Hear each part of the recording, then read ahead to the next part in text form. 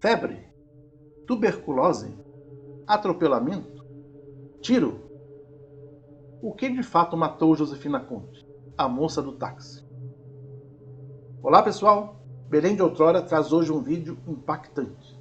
Se tu conheces a história de Josefina Conte, também conhecida como a moça do táxi aqui de Belém, e estás sentado, permaneças sentado. Se estás de pé, senta, porque as informações que trouxemos são reveladoras. Neste vídeo, tu saberás o que levou a jovem Josefina à morte e, além disso, a revelação do local onde ela faleceu. Então, fiques até o final, pois garanto que irás te surpreender. Porém, antes de iniciarmos o vídeo propriamente, é preciso que se diga: o intuito dessa série é mostrar o perfil humano de Josefina, é aproximar aqueles que têm acesso a ela como uma lenda de seu lado pessoa. Pois antes de mais nada, muito antes de ser a lenda mais famosa de Belém, Josefina foi uma pessoa, uma mocinha que viveu, pensou, sentiu, padeceu, como qualquer um de nós. E como pessoa humana era amada. Amada por suas amiguinhas e sobretudo por sua família. E foi isso que nos levou, também, a buscar e fornecer informações a respeito dela e de sua família. Visto que, como pessoa pública, apesar de ter atingido esse status, se assim podemos dizer, somente depois de falecida, é uma alma benquista e que desperta interesse geral. Dito isto, falemos a respeito da causa da morte de Josefina. Amplamente é divulgado que ela faleceu vitimada pela tuberculose. Contudo, por alguma razão, sempre paira uma ponta de dúvida, até mesmo pela informação divulgada pelo jornal Folha do Norte, quando anunciou o seu enterro, na edição de 18 de agosto de 1931, relatando que ela havia sido acometida por uma febre perniciosa. Essa notícia, completa, está no primeiro vídeo da nossa série sobre ela. A divergência de informações pode ter sido motivada pelo preconceito que, principalmente no século XIX e até meados do século XX, atingia as pessoas afetadas por essa doença. O pai de Josefina, Francisco Nicolau Conte, era um rico empresário, proprietário da fábrica de calçados Boa Fama e de sapatarias sob o mesmo nome, tanto em Belém como em Manaus. Assim, é possível que tenha buscado ocultar para a imprensa a real causa da morte de sua filha tão querida, sendo ela a caçula de suas duas filhas de seu primeiro casamento.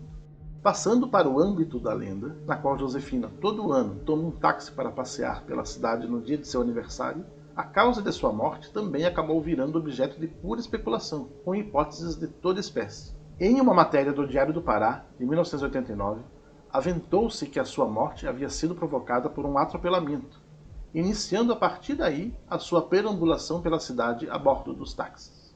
5 anos mais tarde, o jornalista belenense Ulisses Campbell, atualmente no sudeste do país, famoso por ter escrito livros sobre true crime e figura constante em podcasts, em uma matéria para o jornal O Liberal, na qual entrevistou Dona Itália, irmã mais velha de Josefina, então com 81 anos e falecida em 2005, escreveu que algumas pessoas acreditavam que Josefina havia falecido em um acidente de automóvel, ou ainda que ela sucumbiu em decorrência de um tiro que teria levado na saída de um baile de carnaval.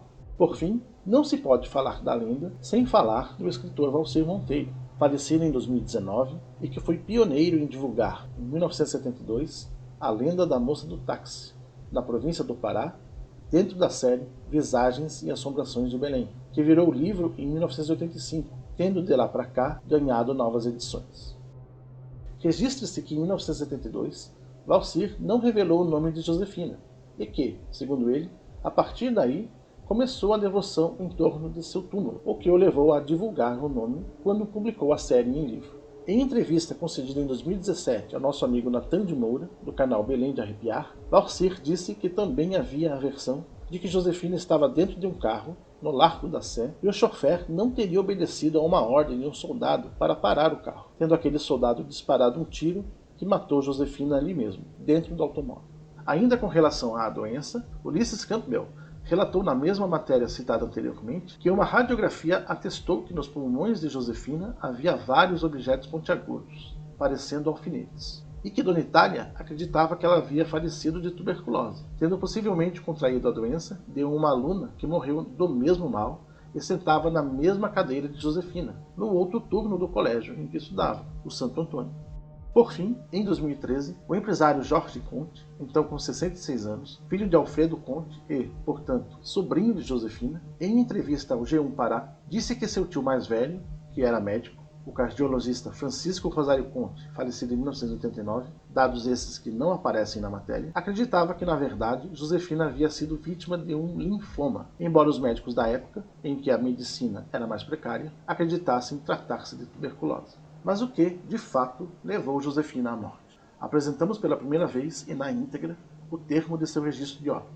Mas antes, temos que destacar um outro ponto da entrevista de Jorge Conte. Ele relata que os enterros da época de sua tia eram feitos em carros transparentes, nos quais era possível ver de fora a urna funerária dentro do veículo, e que o certo seria o cortejo sair do hospital para o cemitério, mas que no caso dela foi o inverso, visto que seu avô, pai de Josefina, queria que o enterro saísse da fábrica da família, localizada no centro da cidade, tendo o cortejo saído de trás do cemitério, em sentido contrário, ou seja, em direção à fábrica, e a partir dali, seguido para o cemitério de Santa Isabel. Esta informação vai de encontro ao que foi noticiado pela Folha do Norte, afirmando que Josefina havia falecido no Pinheiro, antigo nome de Icoaraci. A leitura, porém, do registro de óbito dará todo o sentido ao que foi relatado por Jorge Conte. Vamos a ele. Abre aspas. Aos 17 dias do mês de agosto de 1931, em meu cartório, nesta cidade de Belém do Pará, República do Brasil, compareceu José Afonso Lamarão, do Serviço Funerário da Santa Casa, e, exibindo um atestado do Dr. Agostinho Monteiro, médico assistente, declarou que ontem, às 21h30, no Hospital Domingos Freire, distrito de Canudos, faleceu de fimatose Josefina Escardino Conte, paraense, branca, de 16 anos de idade, solteira, estudante, filha de Nicolau Conte e de Dona Luísa Escardino. Do atestado não consta outro esclarecimento que possa interessar este lançamento. Vai ser sepultada no cemitério de Santa Isabel. Para constar, lavrei este termo, que vai devidamente assinado. Eu, Hernani Pinheiro Ferreira, escrevente juramentado, o escrevi. E eu, Moacir Pinheiro Ferreira, subscrevo e assino. Moacir Pinheiro Ferreira. Fecha aspas. Como vimos, Josefina faleceu de fimatose, que nada mais é, de fato, uma variação da tuberculose, que, apesar de atacar especialmente os pulmões, pode também acometer outras partes do organismo, como ocorreu com Josefina.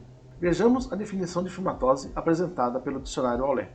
Estado mórbido, proveniente da presença de fimas, tuberculose. E o que são fimas? Qualquer tumor da pele ou tubérculo cutâneo, especialmente quando produzido por exsudação, ou seja, suor, do tecido cutâneo. Assim, vemos que a doença atingiu a pele de Josefina. Após essa confirmação, passemos agora à surpreendente revelação de que Josefina não faleceu em Icoaraci, e sim no Hospital Domingos Freire, em Canudos. E é aqui que o relato de Jorge Conte ganha mais sentido. O Hospital Domingos Freire foi criado em 1894, sendo inaugurado no ano de 1900, e destinado, sobretudo, para pacientes tuberculosos, variolosos, leprosos e amarelentos. Infelizmente, era um hospital de isolamento, estigmatizando quem para lá ia, sob uma quase sentença de morte, o que de fato ocorria com a maioria dos pacientes. A delimitação exata do hospital é incerta, porém, segundo estudos do Laboratório Virtual da Faculdade de Arquitetura e Urbanismo da UFPA, compreendia aproximadamente o perímetro aqui assinalado, com a frente voltada para a Travessa Barão de Mamoré, que passa justamente nos fundos do cemitério de Santa Isabel, e onde até hoje se vê o pórtico de entrada com o nome do hospital no gradil de ferro, e uma das laterais voltada para a Rua dos Pariquis, numa época em que as ampliações do cemitério de Santa Isabel ainda não haviam encoberto aquela rua, que atualmente termina exatamente de frente àquele Campo Santo. Por isso, a afirmação de Jorge Conte, dizendo que o cortejo de sua tia havia saído por trás do cemitério, justamente pelo fato de que o corpo havia saído do Hospital Domingos Freire em direção à fábrica e residência da família, para depois rumar para o cemitério. Assim sendo, verificamos que a notícia da Folha do Norte fornece algumas verdades, porém, no dizer atual, está recheada de fake news. A menção à febre perniciosa. A menção à morte de Josefina às 9h30 da noite. A menção à morte de Josefina no Pinheiro. A informação de que o cadáver de Josefina vinha do Pinheiro. A informação de que o cortejo saiu da Rua da Indústria 124. Aqui, uma meia-verdade, pois nesse caso ficamos com o relato de Jorge Conte, que menciona a saída do cortejo por trás do cemitério, ou seja, do hospital, apenas passando pela residência da família. A menção de que o ataúde ricamente confeccionado estava coberto de flores naturais, numa profusão de angélicas. Aqui vemos o ataúde de Josefina momentos antes de ser sepultada. Por motivos óbvios, censuramos o seu rosto, e podemos ver, efetivamente, o caixão, branco, indicando pureza, coberto de flores. Josefina foi sepultada com uma grinalda de flores na cabeça, a qual vemos na imagem. Para quem quiser ter acesso à foto sem censura, adquira o Livro Assombroso, do nosso amigo Natan de Moura, do canal Belém de Arrepiar, editado em 2018 e que ganhou uma nova edição em 2019. A fotografia está ali publicada, tendo a ele sido gentilmente cedida por Paulo Conte, outro sobrinho de Josefina, filho de Francisco Rosário, e por Rita Conte, também sobrinha de Josefina, filha de Alba, meia-irmã de Josefina, fruto das segundas núpcias de Francisco Nicolau Conte. A folha do norte ainda indica o sepultamento de Josefina no quadro K2, do cemitério de Santa Isabel. Como vemos no mapa, o referido quadro localiza-se logo à esquerda da capela, em relação à Avenida José Bonifácio, estando a sepultura no canto das alamedas Santa Rita e São Paulo. Por fim, como não poderia deixar de ser, foi possível relacionar algo de sobrenatural em relação ao fato de Josefina ter falecido no Hospital Domingos Freire. Esse hospital, demolido em 1964, deu lugar ao Hospital Barros Barreto, estabelecido numa área um pouco diversa da abrangida pelo Domingos Freire. Mesmo assim, não é de estranhar que, segundo Ulisses Campbell, na matéria que já mencionamos, populares afirmavam que Josefina realizava curas de doentes no Hospital Barros Barreto e no pronto-socorro municipal da 14 de março. O mais surpreendente, porém, é que, de acordo com o mapa, a área do Domingos Freire abrangia onde hoje é o conjunto Alacide Nunes, quase atingindo a Travessa Garrapaços. Pois o primeiro relato a respeito da moça do táxi, que o nosso amigo Natan de Moura, do Belém de Arrepiar, ouviu, de um taxista em 1996, foi que certa vez uma moça fez sinal para seu táxi, quase na esquina entre as avenidas Generalíssimo Deodoro e Gentil Bittencourt. Entrou e pediu para seguir a Gentil afora, desembarcando justamente na altura da Travessa Garrapaços. Saiu, dizendo que ia pegar o dinheiro da corrida em casa, entrou e não retornou. Depois de um bom tempo, o taxista decidiu entrar e reclamar o dinheiro. A partir daí, o final da história é conhecido. Na verdade, deduzimos que ela havia acabado de retornar para próximo do local em que falecera.